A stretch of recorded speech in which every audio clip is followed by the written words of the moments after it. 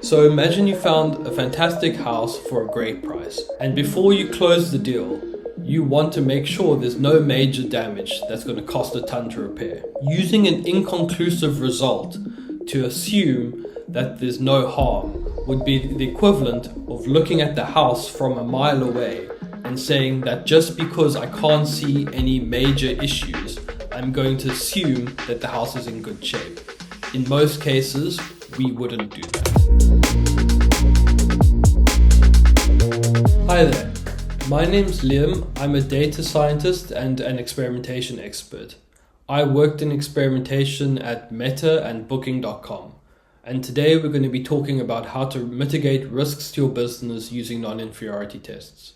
You can reach me on LinkedIn or at liamfurman.com. So just to set the context, what we'll be talking about today is how you test changes where you aren't trying to improve anything. Rather, you're trying to make sure that you're not breaking anything. An example of this could be if you're forced to make a compliance change.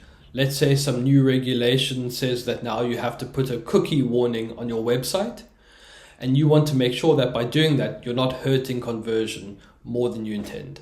Just to plot the outline for this course, we'll start by defining specifically what we mean by these kinds of neutral outcomes. Then we'll move on to the difficulty in measuring these in a test. And finally, my recommended approach, which is using non-inferiority tests. So what exactly is a neutral outcome? Well, most A/B tests, you're trying to improve your product. So let's say you release a new feature or you improve your search algorithm. You're hoping that that will improve conversion. But sometimes that's not the case. Sometimes all you want to do is make sure you're not breaking your website. What are some situations where this comes up? Well, for example, let's say you're doing a code refactoring of your backend. You're not hoping this will improve performance. All you're trying to do is reduce tech debt. But you want to make sure that by doing this big change, you haven't broken your website or hurt performance. Another example of this could be a forced compliance change. Let's say a new regulation states that you have to list the sales tax in the price of your items. You aren't expecting this higher price is going to make it more appealing to consumers. You just want to make sure you do it in a way that doesn't hurt conversion too much. Essentially, all of these changes, they do add value to your company. You wouldn't be making them otherwise. For example, we're reducing tech debt, we're complying with regulation, but the difficulty here is that the value of these changes isn't easily measured through metrics that can be used in an A/B test. So instead, we just have to check that we're not hurting anything too much. Essentially, a neutral outcome is an experiment where we're trying to minimize the harm we're causing. So what is the challenge with these kinds of experiments?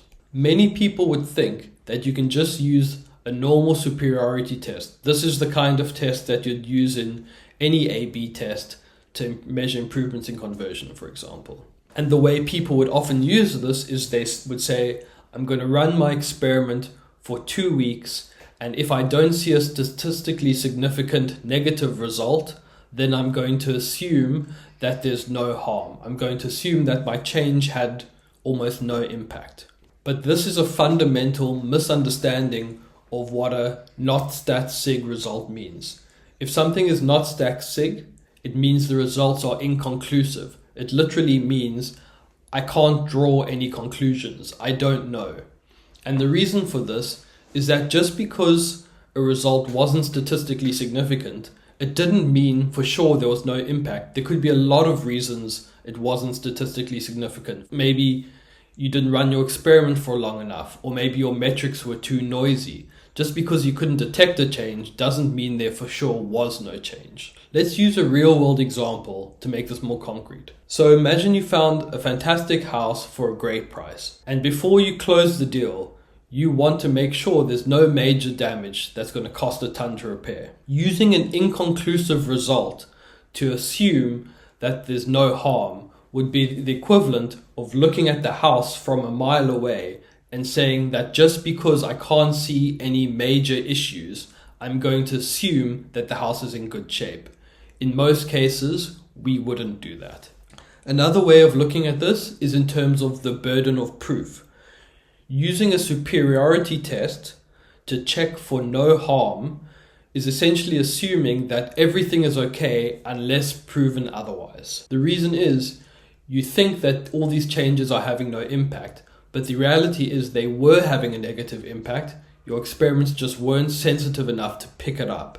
And over time, this can add up and cause a lot of damage. So in summary, don't use a superiority test to check for neutral income. You're causing potentially massive damage to your business without even realizing it. So what do? Well, this is where a non-inferiority test comes in. A non-inferiority test is the correct way to measure a neutral outcome. Essentially, what a non-inferiority test does is it conclusively proves that the harm is less than some defined threshold. To make that more concrete, we can see here the results of a superiority test and a non-inferiority test. What we can see for the non-inferiority test is that we have defined at minus 1% the acceptable cost threshold. And as long as the confidence interval is to the right of that threshold, we are getting a statistically significant result which says with high confidence that we are not causing more than 1% harm to our business. A non-inferiority test is proving that our change is not worse within an acceptable margin. Tying this back to the home example, the non-inferiority equivalent of making sure we're not going to have huge repair bills is sending a technical inspector to the house to look over every inch of it and to write a detailed report explaining why he believes everything is in good shape and will not require repairs. I think for most of us, if we're buying a new home, it's clear that we would rather use the second non-inferiority approach. The hardest part of a non-inferiority test is choosing the acceptable cost. Unfortunately, there's no formula you can use to give you a result. It's a business decision. It's a trade-off between how much am I willing to lose versus what's the potential upside. A few ways to inform this decision is to speak to lots of stakeholders, get their views on what they'd be willing to lose. Another way to do this is what's called the celebration criteria. So think to yourself, what kind of improvements to the metric would I celebrate, would I be excited about? And that probably gives you a good feel for what you wouldn't want to lose. Another thing to think about is power. So a smaller acceptable cost threshold will require a longer runtime to get statistical significance. So speak to your data scientists and understand the trade-off between longer runtimes and reducing harm. The fortunate part of a non-inferiority test is the maths itself is fairly straightforward. So most good A/B testing platforms should be able to run a non-inferiority test for you. Just search for it in the manual. And if it's not possible, then speak to a data scientist or data analyst. They should be able to help you. If not, you can reach out to me. Something to bear in mind is don't overuse non-inferiority tests. They shouldn't be used for product improvement experiments. I've seen cases at businesses where I've worked before where once non-inferiority tests were introduced, they ended up getting used on, I think, almost 60% of experiments, even product improvements. And this is very harmful for business because product improvements should aim to improve metrics. If 60% of your product improvements are willing to lose a little bit of that metric, then that can, in aggregate, result in major losses. It's kind of like a death by 1,000 paper cuts idea. So really try not to use them for product improvements. So in summary, non-inferiority tests aren't that hard to use in practice. Just be careful about how you choose the margin and the cases in which you use them.